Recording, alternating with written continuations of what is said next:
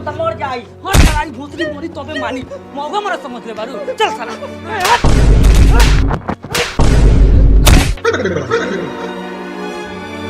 साला लात मुका से काम नहीं खे चले वाला। निकाल लाठी भाला। गाथ दी दोनों भाई बहन के। हमारा के काहे लगाथिएगा? हम बीच में कुछ बोलने जाएंगे तब ना। एते लात काहे चलेले है रे? रे बहां चोदो रे, लात कोनी पे चले नहीं है रे। उ त जीजा जी आके गोर पर गिरला हुआ था तो एक लात से टरका देने के सीधा हो जात। गोर आदमी आके गोर पर गिरल रहे तो ठीक लागी। आ रहल बात मारे के तो तोरी के जितना मारे के मार हमरा दीदी के। जब साला ई गांव के मुखिया मौगा हा तो हम का कर सकीले? चुप्पा से रहू ना तो मारत मारत गोबरे झाड़ दे। बहिन तोहर तैका बागिन बा। एगो राशन कार्ड में बहिन के तोहर नाम छूट गए रहे तो एक बेटी के 36 नाम धैले रहे। ए त काहे ना धरी? घर के सारा लोग के नाम जूटी आ है चंदा रानी के नाम छूटी तो मुखिया काहे ला बनैले बानी? खाली है चोली निहारेला। हां दीदी कथी बोलत रहलिस? मुखिया नु हवा आ मुखिया गांव के गर्जियन होकेला। ए तू चुप ना जानलिस त कथी बोललिस?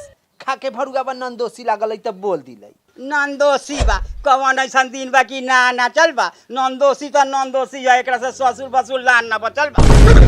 ए त ससुर पतोह के आ भसुर भाहो के नाता रखी तब नु हम ससुर आ भसुर के नाता रखम। आ कि देवर बन के खोद खाद करे आई त झाड़ू से ना जरुआ है।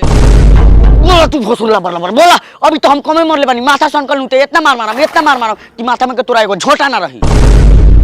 साला चुहार करिया लुहाट मार के मुआ दे।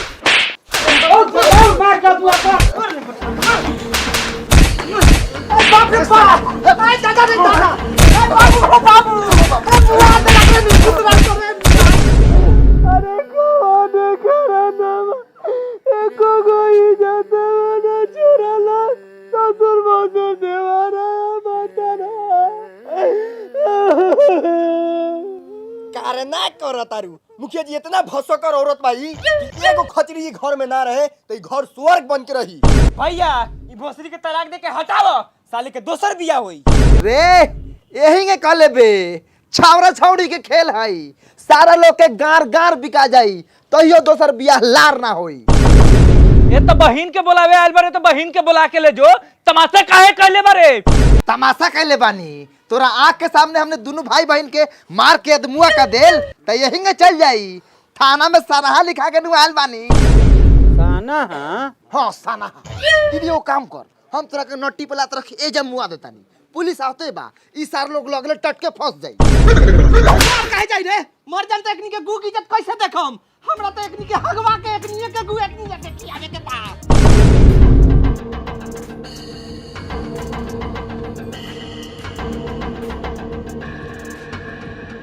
और नाम सर अब मार के दिखाओ सारे लोग।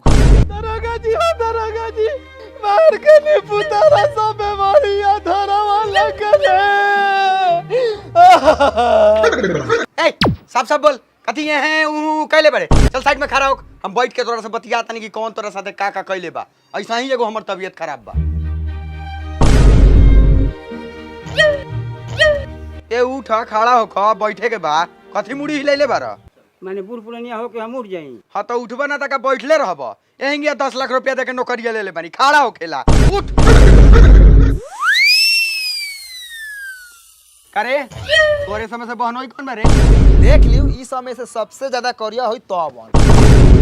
ए तोरा से रंग पूछा तनी होली खेले के बा। ए तोर भातार कौन हौ रे? हां ये मादाना के बेटा पादाना। का मुखिया जी रउआ से वो घर परिवार के पंचायती नहीं खे ओखत खाली गांड जात के बैठे आइले। मुंह मारी ऐसा पंचायती के एको गो बढ़िया पंचायती करेला मिलता। मरद के साथ मेहरारू ना सुतता तो ओकर पंचायती। मेहरारू के लड़का ना होगा तब पंचायती। आ ज्यादा लड़को हो जाता तब पंचायती। आ पंचायती में न जा तो 5 साल घंटा डोलावा बार उखाड़ के एगो वोटो ना दी। केहू के समझा बुझा के सबके रखले बनी समझो तब नु। अच्छा दीदी अगर ई बात पर ई बहन चोदवा के गरिया दी तब तो ई साला खिसिया जाई। इतना झगड़ा भेले तो इको समझला खा खाली मौगा लेकिन उठ बैठ करता खा दरोगा जी। अगर मौगा लेके उठ बैठ करला तो चुपचाप बैठ आ ना तो मरद बड़ा तो उठ के मारा 2-4 लत गिरा के। साले मौगा मुखिया बुझतर मारत मारत गर्दे उड़ा दे। साला जौने के मन करता तौने मार देता। अब हम इहे गांव के लड़की से बियाह करम आ उ भोसड़ के तारीफ के आतना मार मारम कि हमरा होश ना रही कि कतना मार मारम। का मुखिया जी हमरा रहते हुए रहुआ लड़का पर चप्पल चला देनी का इज्जत रह गेल हमर। हम कहीं अपना आन बान शान ला रहुआ पर गोली चला देती तो कै शेर के पड़त रहुआ। ठीक है तो कल ना मुखिया जी रहुआ सामने में मुखिया जी के सरवा क्या बोल दे तेरे से रहुआ मिलाई पीछे में हमने के तेरे कन देखा देत होई। तू ठीक है कहत रे ई हरामी होबे करी साला देखई में हरामी लेखन लागत। ए आराम से बैठा आराम से, हमरा के वर्दी के घमंड ना देखावा। अगर ज्यादा ताकत बात आवा वर्दी खोल के फरिया ला। ए सर ज्यादा हुलबुलाइए नहीं, चुपचाप बैठिए। टीबी के कोई सही बीमारी है, मार दे घींच के 2 फट करेज पर तो बस खून बोकर के मर जाइएगा। गार हले ना पाद भारी। पापा हाँ पापा, ए कहां रोक ले रे अभी ना आइले। अभी यही जबानी मरो ना सब सार लोग मिल के। मरलक ह काहेला। ए बिना मतलब के दीदियों के घर से लेके द्वार पर ले घींच के मरला का साला सा। अच्छा बबुआ कहां बा। यही जब बतिया लो। हेलो पापा प्रणाम। खुश रह। निपुत्रा के बेटा सका सीट के मरले बरन सो। अच्छा तू पहले घरे आओ तो। ठीक बा आओ तनी सब सामान छोड़ के। हां आओ लाओ चल। जाता नहीं बाकी है मुखिया के शराब दे के जाता नहीं। अगला बार मुखिया तो मुखिया अवार्डो में ना जीत मेरे नहीं पुतारा।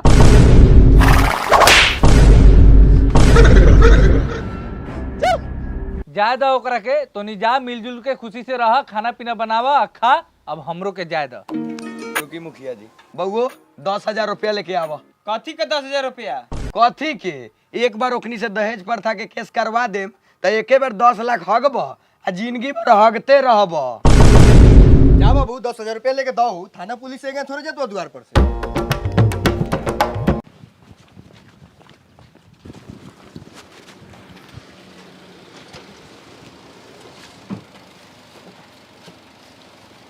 का रे बड़ी स्मार्ट लागत रे, नया गाड़ी ले ले। थैंक यू सर, हम ही गाड़िया लेनी है। देखी ना कितना सुंदर लागता। बड़ी सुंदर हौ, लेकिन तू एके अफोर्ड कैसे कैले? बड़ी महंगा लागत हौ। अरे सर हमारे पास इनकम के सेकंड स्रोत बा। ग्लोबल रिलेवर ब्रोकर ऑक्टाफेक्स के साथ ट्रेडिंग करके हम शॉर्ट टर्म में इन्वेस्ट करी ले। अच्छा तू ट्रेडिंग कैसे चूज कैले? देखो ट्रेडिंग चांस देवेला पैसा कमाएला, वो पूरा टाइम बिना काम कैले। और हाँ ये पैसिव इनकम ही क्रिएट करेला। इससे तू अपन पोर्टफोलियो डाइवर्सिफाई कर सकता रह, वो अलग अलग चीज में इन्वेस्ट करके। और हाँ अगर एक इन्वेस्टमेंट अच्छा परफॉर्म ना करे तो दूसरा के बैलेंस आउट कर ली। तू कहीं से भी पैसा अर्न कर सकता रह अपन स्मार्टफोन यूज करके। अच्छा एगो बात बताओ, हमरो ट्रेडिंग स्टार्ट करे के बा, कैसे स्टार्ट करी? ऑक्टाफेक्स के साथ स्टार्ट कर सकता रह मात्र 2,000 से। और जीतल पैसा अपन विड्रॉ कर सकता रह बैंक कार्ड, बैंक अकाउंट और भी बहुत सारा ऑप्शन बा। ऑक्टाफेक्स यूज करके एक और कारण बा, फ्री एजुकेशन कंटेंट और डेमो अकाउंट देवेला ट्रेडिंग सीखेला। अगर हमार प्रोमो कोड मनी100 यूज करबा नु तो डिपॉजिट डबल हो जाई। तो ऐप लिंक डिस्क्रिप्शन में देवल गेल बा, अभी डाउनलोड करा और जर्नी स्टार्ट करा। अरे ये तो बहुत बढ़िया बा। हमहू अपन ट्रेडिंग जर्नी ऑक्टाफेक्स से ही स्टार्ट करी ले। चल तनी हमनी के थाना छोड़ दी है। चली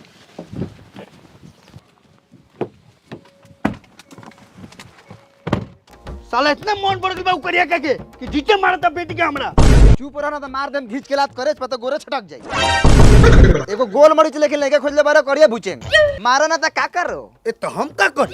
हमरा के तो उस साल अगुआ बिटैया फंसा देल। सिनाड़ी मौगी रहलू कि फंसा देल कि कुत्ता आंख में मुतले रहे टांग उठा के। इतना करिया बा सरवा कि देखते अनहरिया हो जाले। दिनों में रहो टॉर्च जला के देखम सरपंच साहब तो यो फ्रेश न लो की सरवा। हाथ तोड़ी बहन के कितना करिया बा हो। पूरा तावा आ हौसला तो दांत लोग एकदम मकई के लावा। ताओ बता का करी? जिंदगी भर हम अपन बेटी के घर में बैठा के रखी।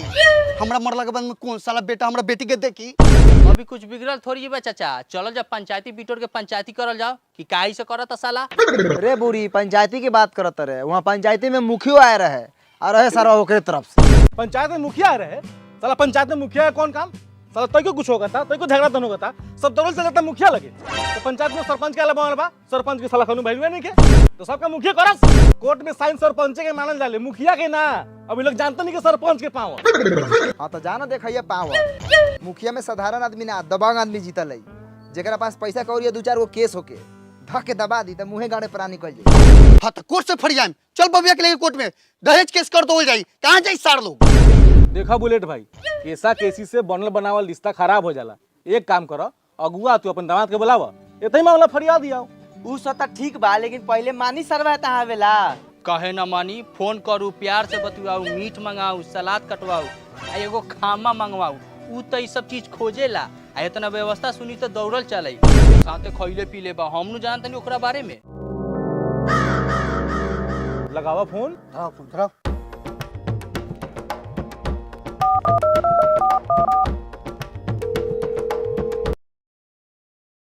हेलो ए है इधर बतियो। हेलो पाहुन, हम बाबूजी बोलो तनी। काहेला कोनो के सिखैला पर झगड़ा दन करल भाई पटीदार होकेला कहियो साथ ना दी, दे गिर जाई तो परिवारे देखी।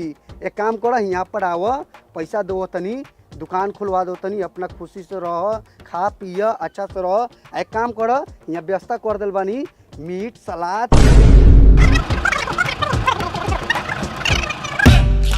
माना तनी बुलेट भाई, शादी हमिए करैले बानी, सारा गलती हमरे बा, लेकिन इहो बात तोरा माने के पड़ी कि दामाद तोहर बा आ तोरे रही, हमर ना हो जाई। ठीक है कहा तभी दैया अपन कहीं छूटला झगड़ा दन से कुछ होके वाला बाना आवे हम समझाए तनी ठीक से रही सब। जी सरपंच साहब, जैसन रहुआ चाहू।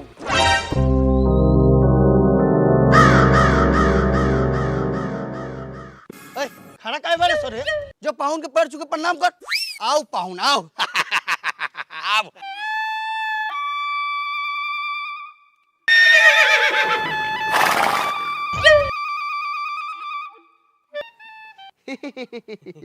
अभी ले खिसियाले बानी मेहमान अपन इशार से।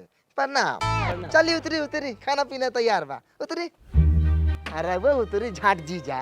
चल। मजाक कैलक है, सार के सरदा बता मजाक ना करी। आओ बुआ लोग, बैठा बैठा बुआ लोग। जी सब केहू के प्रणाम। गोर नहीं छू सकत काहे कि रउआ लोगन के गोर बड़ा गंदा बा। लेकिन ई गोरवा से अगर मुंह के तुलना कर दिया है तो रउआ लाजे पात दे हम मेहमान। इहे मुंहवा पर तोहर बाबू आ दादा देखे आ छेके आए रहस। भाग के भूर, उ त बाबू बागर रहस आ दादा दारू पी के गे रहस तबे तू छकाए रहस। न तो हमनी के देखे गे रहती तो आज ले पता न तू कहवा फेकाए रहतस।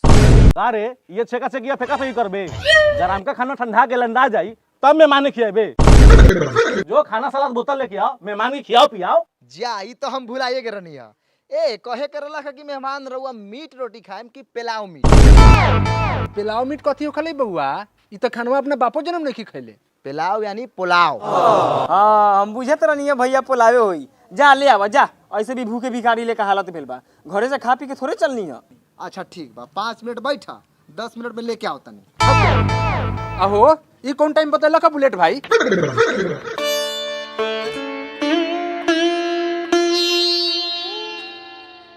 मारू मारू सारा सर मारू, सारा मीट भात सलाद रउए लोगन के खींचे के बा। अरे रउआ लोगन आउ खाऊ बहुत बा। ना ना रउआ खाऊ, रउआ खुश रहे तो सब केहू खुश रहे। दीदी कहाँ हुआ? दीदी दीदी घर में दाब पिजावता। दाब? उ काहेला? ऊ 5 गो कांच करची मंगैले बा, दतुअन बनावेला। रउआ लोगन सबेरे मुंह ना धोम। अच्छा अच्छा अच्छा, पिजावे दा पिजावे दा।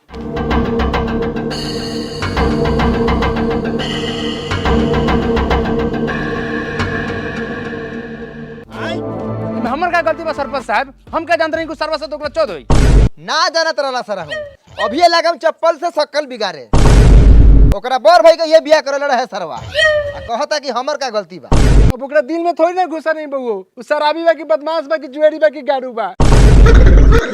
अब हमरा जोड़ी लगावे के काम बा सरपंच साहब, हम जोड़ी लगा दिले। ठीक बा, जोड़ी लगावला अच्छा बात बा, लेकिन आदमी के संगे नु आदमी के जोड़ी लगेबा कि आदमी के संगे सुअर के जोड़ी लगा देबा कि रात दिन गोंगियात रहो। अच्छा गोंगियाल छुट्टी अब आवत बर नहीं बा, खाना पिया नोटी पर ले खिया के आ उल्टा टांग के कस के उकल जाई, बस उतने पर तो सुधर जाई। ठीक कहता नहीं सरपंच साहब, वैसे आदमी का उपाय होगा ही के चाहिए। लाठी डंडा तैयार बानू? सब तैयार बा, आवे तो खाली सरवा के।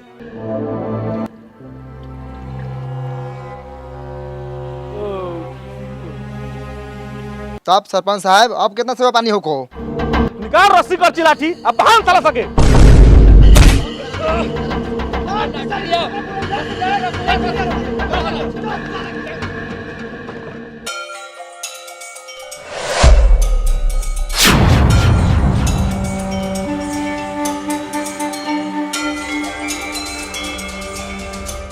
भूसरी लाल साड़ी पहन के काल आवत हवा भैया। फैला लोगन डांटा आ मारा 3-4 घंटा। समझ जाइए लोगन कि हम अपन मांग धो ले बानी। उठाओ सा तकले कति बारे, मार के गतर गतर दे फाड़। चल खैले पीले साथ बा, लौड़े पे हाथ बा, मार दे। अरे खैले पीले फेंकले पाता, हमरा तोरा लार के नाता। हटो लोग, साइड होकर, साइड होकर।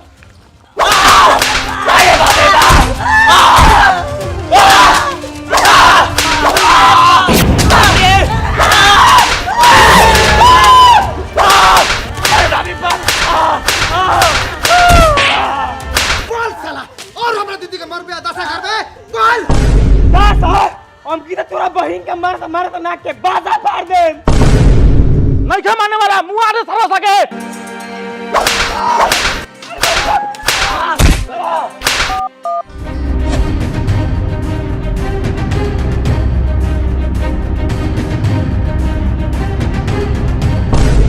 चलू बाड़ा बढ़िया से ओकनी के भर पेट खियाई पियाई हुकाई टेलाई हो गेल। अब रउआ लाहे से ओकरा बापुआ भैयावा के फोन करके पोलाऊ बोलाऊ आ उपाय लगाऊ का रे बाबूजी। ये तो हम तो कहत नहीं बुलेट से दोनों गोरा के मर्डर कर दिया केहू जानत थोड़ी बा कि तहां आइल बा। ऐसा दिमाग दिला तो मारम बहन चंदू के बेटा दिमागे सोच हो जाई। ई सरवा पट्टीदार नु बा सरपंच साहेब। पट्टीदार सरवा से चाहेला केंगे पट्टीदार के फसाद बढ़िया दिमाग ना दी कि ओकर गोर काट दी हाथ काट दी कि जिंदा रहो ना कि ओके सीधे मर्डर कर दा कि हमनी के फंस जाई। साला एकनी का पता कैसे चला हो। साला मुखिया पुलिस के लेके आ गेल। बबुआ सब ते में अपने बनी गद्दार के बा। एमे विजय बाबू के बा। जी बानी तो हम ही है, लेकिन सबसे पहले हमरे नंबर काहे लेता नहीं। फोन करके तुहे निकल रहा कि जल्दी थाना पुलिस के बुला के ले आओ ना तो तोरा भाई के मुंगा दी सा। कहां बा करिया उजर भाई हमर। बाबूजी होश में आ गेल बानी पुत्रा चली जल्दी। कौन होश में आ गेल बा रे? है वो कहे वाला बात है। दुगो खांसी रहलैया करिया उजर ठंडा तेल पी के बेहोश हो गेल रहिया ओकरे दिए त कहत है। कति भरू वाले कन टीटी कहले बारे इनकर दुगो बेटा आरे लगा ससुराल घूमे कहां बा बताओ। हाँ तो ऐसे बोल ना मर्दे हम लारे जाना था कहाँ बना बा। हमनी तो बढ़िया से खाना पीना खिया के हक देनी है कर दीदिया तब का उ आवल है त 1 मिनट ओकर गांठ टिकल है छुल छुल छुल कइले रहल है। दरोगा जी हमरा ओवर हाइट के कसम खा के कहतानी अगर हम झूठ बोला तो हम तोरा और भुट्टा हो जाए।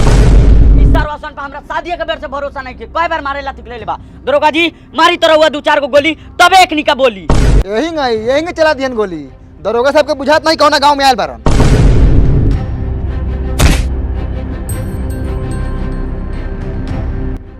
सर दौड़िया बहुत बढ़ गया है कटवाते काहे नहीं है। अभी पैसा कौड़ी का दिक्कत है महीना आएगा तो कटवा लेंगे। अच्छा दोस्त को बात बताओ मदना के लड़कवा के तोनी निकले बड़े न आओ इधर बैठो। मरबो किया है। जी जी जी मारे तो है झूठ नहीं बोलेंगे। तब तो सब केहू मिल के मारा होगा। हाँ मारा तो सब है काहे कि मार खाने वाला काम किया था। अब तोरे बहन के कोनो दासा करती हो तो तू छोड़ देते।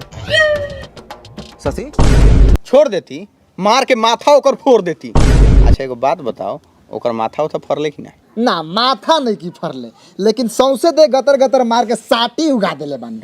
आ दरोगा जी साटिया हमरे चलते न उगल है हम ही न सटका वाली आके देले रहिए। तब तो तू बहुत बड़का भटियारिन बारू हो। हमरा कहे के मतलब हत्यारिन बारू अपना पति के हत्या करा देबू तो कहाँ रहबू। ए दरोगा जी बहुत हो गेल नौटंकी रउआ से फड़ियाई कि हम ये तुरल चालू करी। हाथ के हाथ लगा के दिखाओ ना के लगा तो तू के गड़वा में हुर तो होता नहीं। अरे सरवा समझी बेटा का बोला कहां नुकले बड़े तोहर दोनों बेटवा के हम अपन गरिया में कोच ले ले मानी।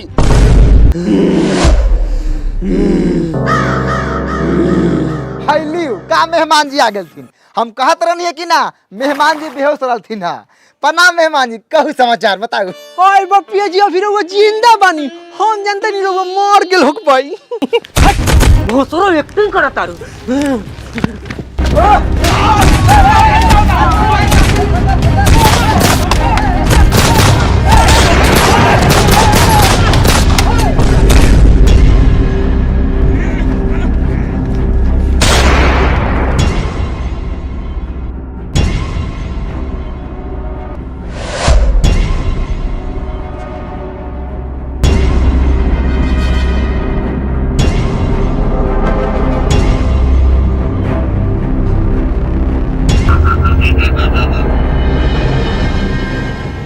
हेलो दोस्तों वीडियो कैसी लगी अगर वीडियो अच्छी लगी हो तो वीडियो को लाइक कीजिए और चैनल पे नए हैं तो चैनल को सब्सक्राइब कर लीजिए। और गाइस एक्स्ट्रा अर्न की अपॉर्चुनिटी को आप लोग मिस मत कीजिए। डाउनलोड कीजिए OctaFX ऐप लिंक डिस्क्रिप्शन में है और यूज़ कीजिए हमारा प्रोमो कोड मनी 100 इससे आप लोगों का डिपॉजिट डबल हो जाएगा।